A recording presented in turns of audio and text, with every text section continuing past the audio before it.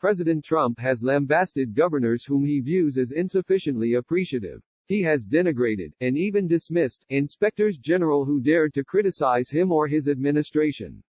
And he has excoriated reporters who posed questions he did not like. The coronavirus pandemic has crystallized several long-standing undercurrents of the president's governing ethos: a refusal to accept criticism, a seemingly insatiable need for praise, and an abiding mistrust of independent entities and individuals.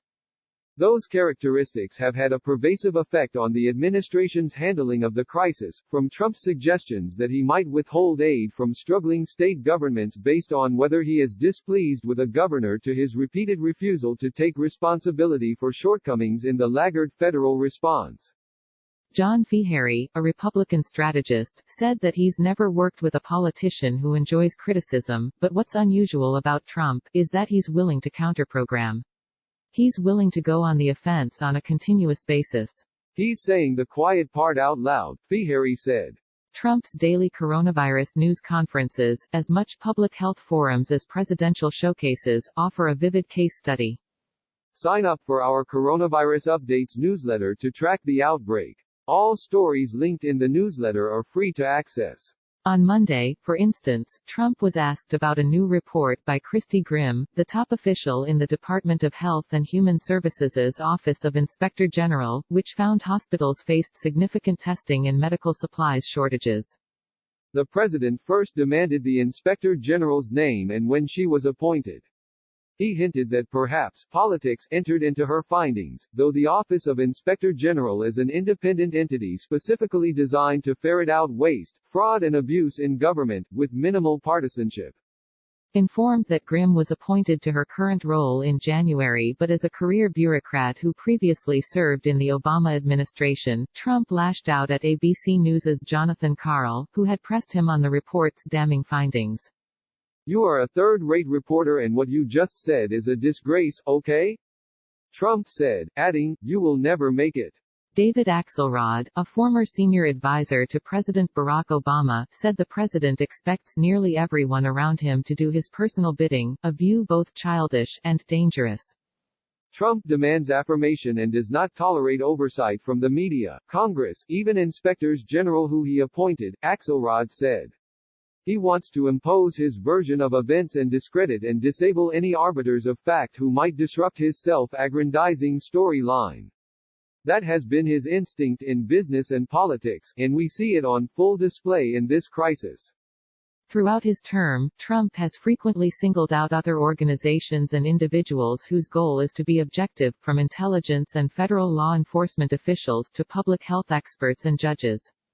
His relationship with the Justice Department's top law enforcement official is one example.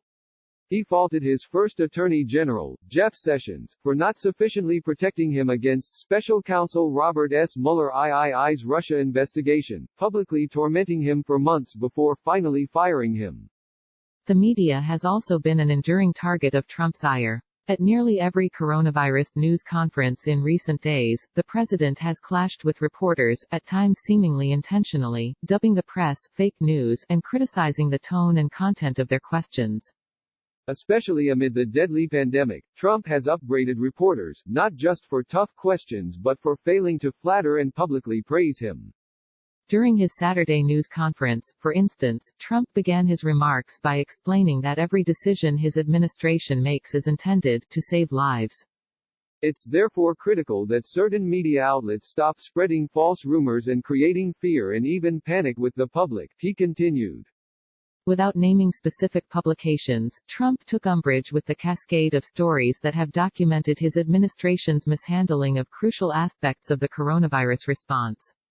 It's so bad for our country, so bad for the world, Trump concluded. You ought to put it together for a little while, get this over with, and then go back to your fake news. During the same news conference, he dismissed a question about when people should expect to receive their checks from the recently passed $2 trillion stimulus as being posed in such a negative way, and described another as always a nasty one from CNN. The day before, during Friday's news conference, Trump also got into a testy back and forth when asked about comments in which his son-in-law and senior advisor, Jared Kushner, declared that the strategic national stockpile was for the federal government and not the states. Trump called the question a gotcha before telling the reporter, "You ought to be ashamed." Don't make it sound bad. Don't make it sound bad, the president continued, before concluding, "You just asked your question in a very nasty tone." And on Monday, when sparring over the Inspector General report, Trump demanded accolades from the White House press corps.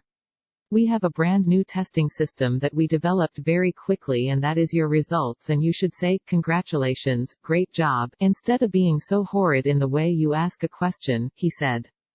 The president has also feuded with many of the nation's governors, who are on the front lines of the battle against the virus.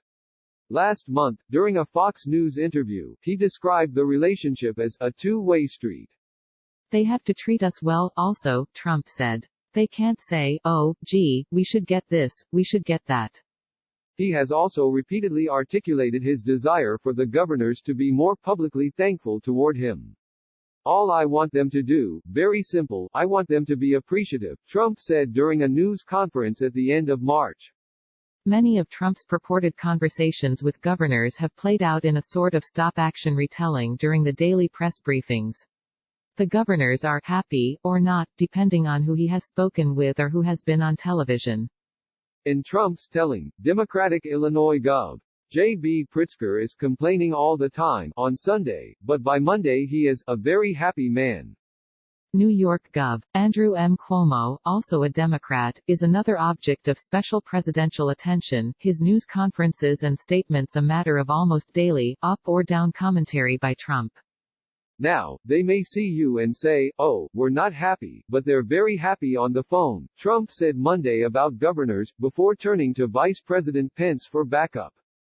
Mike Pence is a straight shooter, and he had a great phone conversation to them, with all of the governors, Trump continued. "And they're very happy. Every one of them. Were there any negatives?" "No, sir," Pence replied. In addition to Grimm, the health department's principal deputy inspector general, Trump has recently attacked several other watchdogs. Late Friday, he announced his intention to fire Michael Atkinson, the intelligence community inspector general he appointed in 2018. Atkinson had deemed as credible a whistleblower complaint involving a phone call Trump had with the Ukrainian president, which ultimately led to Trump's impeachment. The president on Tuesday also removed acting Pentagon watchdog Glenn Fine, the chairman of the federal panel Congress created to oversee his administration's management of the $2 trillion coronavirus stimulus package.